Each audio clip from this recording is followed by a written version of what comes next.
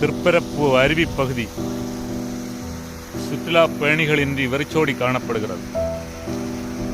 உல்லாச படகு சவாரி காத்திருக்கும் சொகுசு படகுகள், பயணிகளின்றி வெறிச்சோடி இருக்கும் அருவி பகுதி. பார்ப்போம், மீன்கள் நீந்தி விளையாடும் அழகிய காட்சி. இங்கே ஒரு பயணி இருப்பதாக தெரிகிறது, அவர்களை பார்ப்போம். ஐயா வணக்கம். எப்படி சுற்றுலா வந்தீங்களா? எப்படி சுற்றுலா எல்லாம் எப்படி இருக்கு? நல்லா இருக்கா? சரி, வேற என்ன விசேஷமான செய்தி ஏதாவது இருக்கு அந்த ஊருக்கு? நல்லா. இந்த ஊருக்கு பேர் என்ன? திருப்பரப்பு அருவி இல்லையா? அப்ப அந்த அருவியை பற்றி ஒரு கதை சொல்லுங்க பாப்போம்.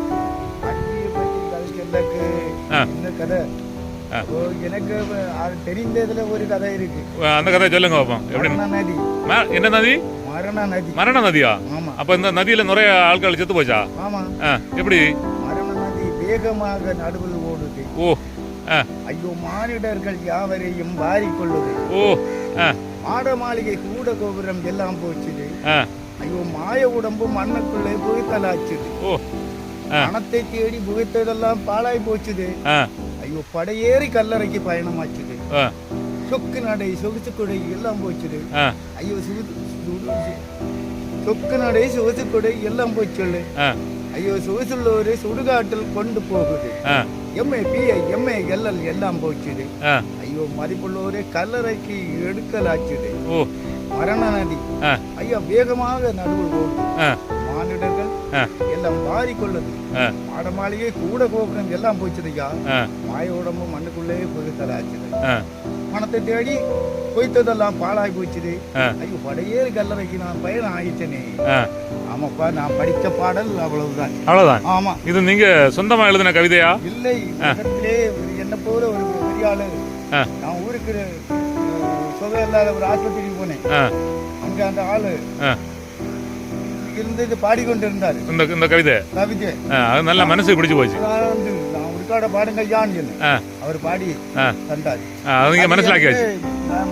மறக்கல இல்லையா? இது எப்போ நடந்த சம்பவம் இந்த கவிதை? கவிதை வந்து எனக்கு ஒரு 40 வயசு பிராயத்துல அவர் சொல்லி தந்தது.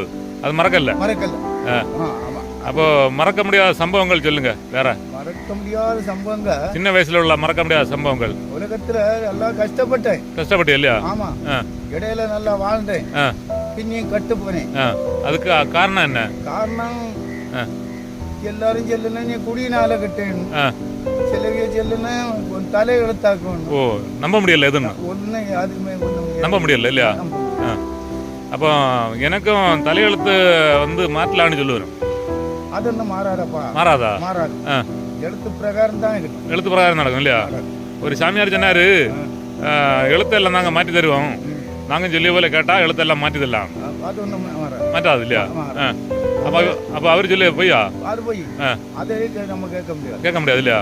எழுத்த மாற்ற யாரால முடியும்? நம்ம படைச்சவன. ஓ, பிரம்மதேவன். அது அண்ணன் வைக்காடு எழுதியிருக்கு இல்லையா? ஆமா. தலையில எழுதி பேப்பர்ல எழுதி தலையில எழுதிட்டாரு. தலையில எழுத்து அந்த எழுத்தை அழிச்சு மாற்றி எழுத உட்காது. அவர் நினைச்சா மாற்றலாம்.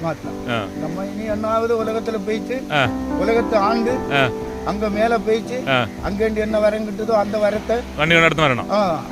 அப்படிதான். அடுத்த சில வேளை மனுஷ பிறவியா இருக்கும், அல்லனா மிருகமா இருக்கும், நாயா இருக்கும், நெறியா இருக்கும். சொல்ல முடியாது இல்லையா? அப்ப எல்லாம் அவருக்கு கையில தான். எல்லாம் படைச்சவனுங்க கையில தான் இல்லையா? அப்ப எல்லா பாரத்தை அவருக்கு மேல போட வேண்டியதான். எல்லாம் போட வேண்டியது. அப்ப அனுபவிச்சு தான் ஆகணும். அப்ப நான் மாற்றி தரேன் அப்படி இப்படின்னு எல்லாம் சொல்லி போய் இல்லையா? நம்ம கையில இருக்க பைசா வாங்க. ஓ, அதுக்கு வேண்டி. ஓஹோ. வேற ஒண்ணு சொல்லி கொண்டு வேற ஒண்ணும் கிடையாது. இல்ல 10-500 ரூபா வாங்குவேன். அது வாங்கி நான் அடிச்சியோ கறியோ எவ்வளோ அடிச்சு தீப்பேன். அப்ப எழுத மாற்ற முடியாது இல்லையா? சரி, அப்போ இன்னைக்கு ஒரு முக்கியமான நாளாகும். இன்னைக்கு வந்து காதலர் தினம். அந்த காதலர் தினத்தை பற்றி ஒரு கதை சொல்லுங்க. காதலர் நமக்கு உலகத்துல இருக்க நாள் வர ஒரு பெண்ணுக்கும் ஆணுக்கும் சிநேகம் இருந்தால் எப்பொழுதும் காதலிக்கலாம். ஸ்நேகம் இருந்தா. ஸ்நேகம் இல்லாத இடத்துல போகக்கூடாது. வேண்டாம், நம்ம விருப்பத்தை சொல்லலாம். அது விரும்பினா மட்டும்தான் போகணும். போகணும். இன்னைக்கு அப்படி நடக்கல. நிறைய இடங்கள்ல விருப்பம் இல்லாதே பிள்ளைகளை கஷ்டப்படுத்தணும். கஷ்டப்படுத்த அனுபவிக்குதான் இல்லையா? அனுபவிக்கும் இல்லையா? ஆமா. விருப்பம் இல்லாத யாரையுமே எதுவும் பண்ணக்கூடாது. அப்படிதானே? அது உலகத்திலே அது ஆகாது. ஆகாது இல்லையா? ஆகாது. அப்போ இன்னைக்கு சில இடங்கள்ல என்னன்னா ஏதோ என்கிட்ட அது இருக்கு இது இருக்குன்னு சொல்லி மிரட்டி பிள்ளைகளை பணிய வைக்கிறது. பணிய வச்சு அதில் குடும்பப்படுத்தியது, வேண்டா வேலை செய்யுது, வேண்டா வேலை செய்யுது, காணாமடாக்கியது. அதெல்லாம் தப்பு இல்லையா? அப்போ இந்த மாதிரி சம்பவங்களை நம்ம ஒரு காலம் ஆதரிக்க கூடாது இல்லையா? அவங்க விரும்பினா பண்ணட்டு, விருப்பம் இல்லாதால எதுவும் பண்ணக்கூடாது. அப்படிதானே? கட்டாயப்படுத்தவோ வற்புறுத்தவோ ஒண்ணுமே செய்யறது. சரி. அப்போ உங்க இளம் வயசுல ஏதாவது இந்த மாதிரி சம்பவங்கள் நடந்திருக்கா? சின்ன வயசுல நம்ம சின்ன பிராயத்துல ஒரு 10-40 வருஷத்துக்கு முன்ன எல்லாம் இத போல ஒரு கொடுமையே இல்ல. இல்ல இல்லையா? இப்பதான் இப்பதான் காலம் மாற மாற கூடி போயிட்டு இருக்கு. எல்லாம் அன்னைக்கு எல்லாருக்கும் பயம் உண்டு. இன்னைக்கு பயம் இல்ல. இன்னைக்கு எல்லாம் தூட்டுல ஜெயில இருக்கமே அங்கேயே கொலை பண்ணிக்கு வரான். அங்கேயே பண்ணுவான். அங்கேயே பண்ணுவாங்க. ஐயோ, பேப்பர் எல்லாம் பாக்கல நீங்க? ஆமா, பேப்பர் பாக்கியது உண்டு. அதுல நீங்க பார்த்தா தெரியும். பிள்ளைல கற்பழிச்சு கொல்லுதானோ, கொடூரம் செய்தானோ, அதெல்லாம் ரொம்ப மோசம். வேற மோசம். அது கவர்மெண்ட் இவ்வளவு அரேஞ்ச்மெண்ட் இருந்த அப்புறமே இந்த அளவு கவர்மெண்ட் மைக்கல்ல இல்லையா? அதுலயே குற்றஞ்செய்தம் ஒருத்தனா இருப்பான், தண்டனை அனுபவிக்க இன்னும் ஒருத்தனா இருப்பான். கண்டிப்பா இல்லையா? காசு இல்லாம தப்பி போயிருவான் ஓட்ட வழியா. காசு இல்லாத ஒரு பக்கம் பழி ஒரு பக்கம், அப்படி ஒரு இது உண்டு இல்லையா? அப்ப பாவம் ஒரு பக்கம் பழி ஒரு பக்கம் ஒரு பாட்டு இல்லையா? அந்த பாட்டை கொஞ்சம் பாடுங்க பார்ப்போம். பாவம் ஒரு பக்கம் பழி ஒரு பக்கம். அந்த பாட்டு ஏதோ ஒரு பழைய பாட்டு உண்டு இல்லையா? ஞாபகம் இருக்கா? எல்லாம் மறந்து இல்லையா? சரி, வேற முக்கியமான கதைகள் ஏதாவது இருக்கா? முக்கியமான கதை நான் கொஞ்சம் ஆலோசிட்டு வேற ஏதாவது பானங்கள் உள்ள போனா ஞாபக சக்தி வருமா? அந்த மாதிரி உண்டா? ஓ, அவன் இன்னைக்கு கொண்டாட்டத்துக்கு ஒரு வழியும் இல்லையா? வேலை இல்ல. வேலை ஒண்ணுன்னா ஏதாவது செலவழிக்கலாம், வேலை இல்லைன்னா கஷ்டம் தான். சரி, அப்போ கதையை முடிக்கலாமா? வேற ஏதாவது கதை இருக்கா? கதையை முடிக்கலாமா? நீ அடுத்த பயணம் எங்க?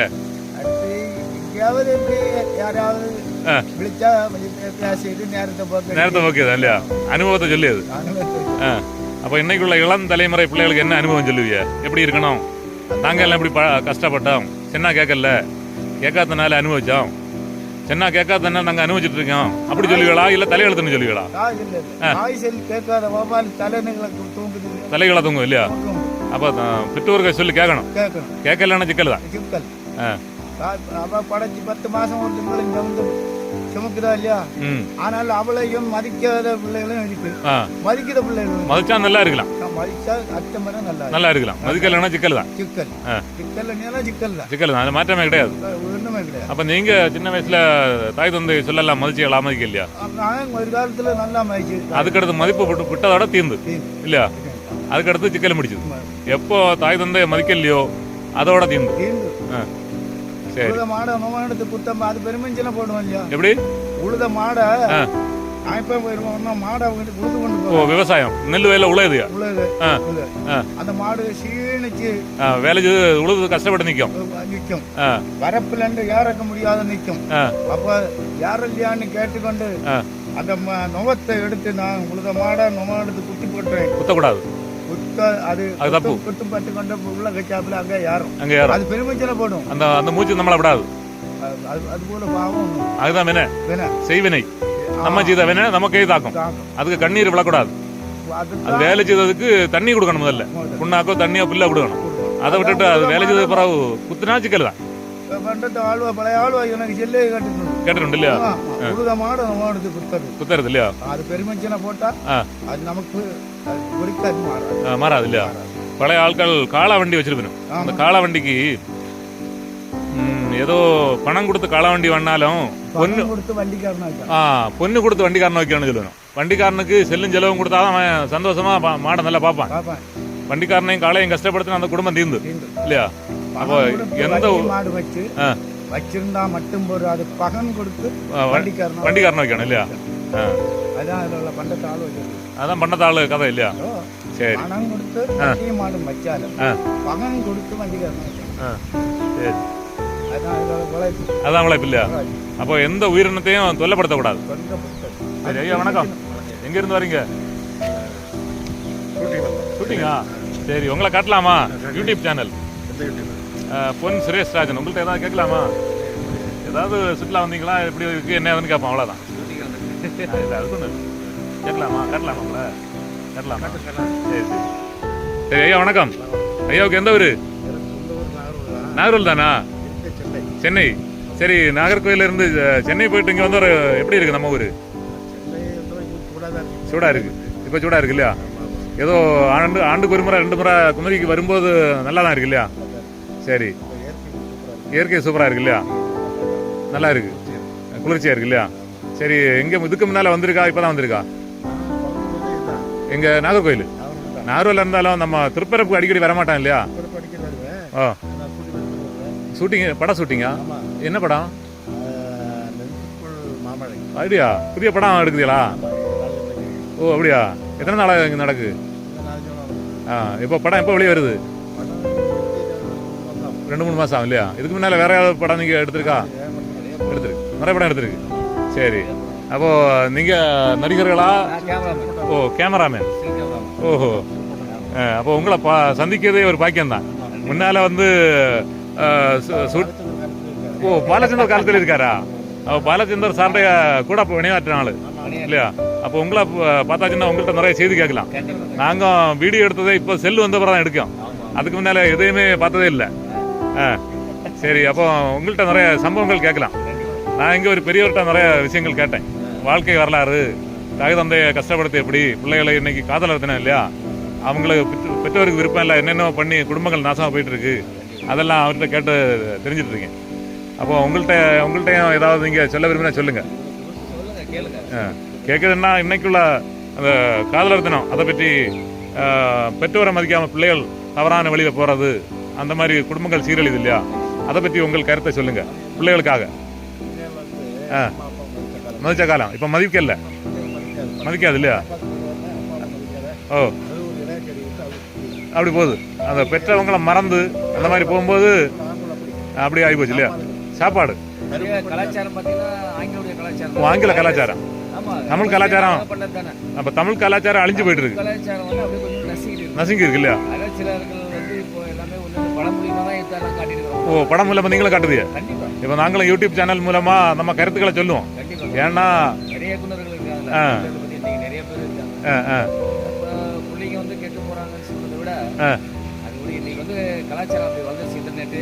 அப்படி ஆகி போச்சு.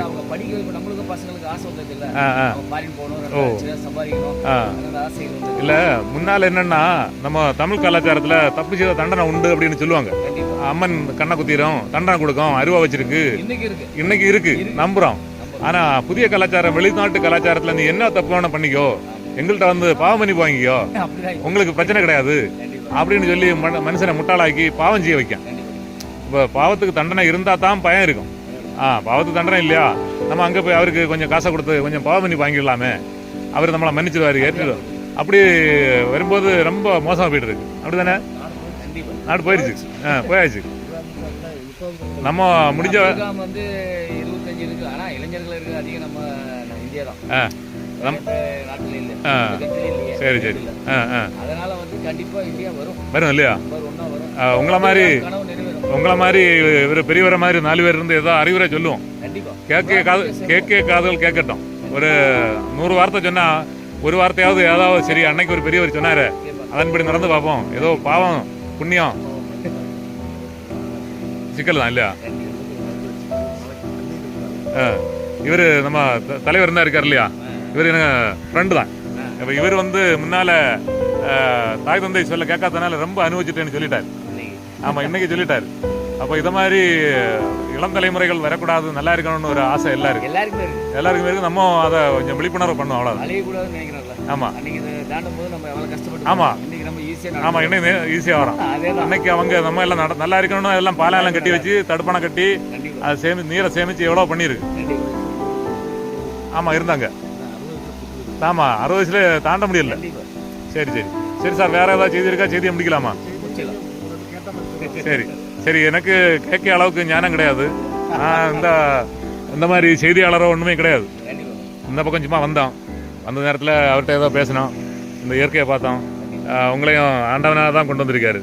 அப்போது உங்கள்கிட்டையும் கோயில போய் பார்த்துக்கோங்க. சிவன் கோயிலை பார்த்தீங்களா? இந்த சிவன் கோயிலுக்கு ஒரு உலகத்திலே பிரம்மாண்டமான ஒரு வரலாறு உண்டு. 12 சிவாலயங்கள் குமரி மாவட்டத்தில் இருக்குது. அந்த 12 சிவாலயங்களும் அந்த சிவராத்திரி நேரத்தில் ஒரு 3 நாள் ஃபுல்லாக இருக்கும். சொல்லிட்டு வந்தேன். ஆமாம், நடை அடைக்காது. லட்சக்கணக்கான பக்தர்கள் வரும், நடந்து வரவங்க, காரில் வரவங்க, எல்லா இதுகளும்.